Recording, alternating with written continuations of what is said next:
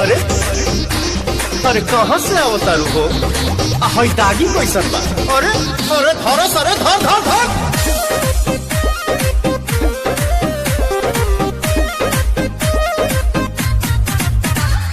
काहे पीछा पड़ल बड़ा हमारे पमरल बड़ा माटी को भी पिया तारा दूध से सचल बड़ा। क्या हो?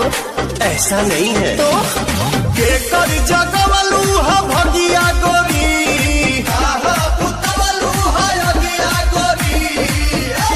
तो हरी हरी ओढ़नी तो हर छूटल कवन बगिया गोरी, तो हरी हरी ओढ़नी तो हर छूटल कवन बगिया गोरी। अरे काहे बताई?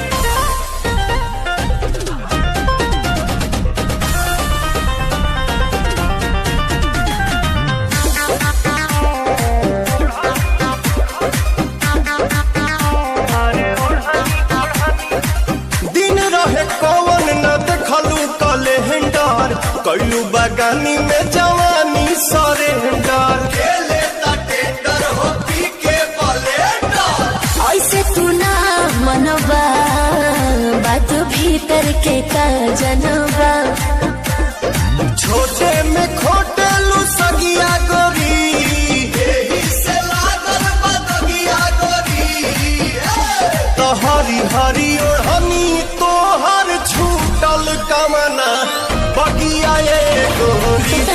अच्छा हरी ओढ़नी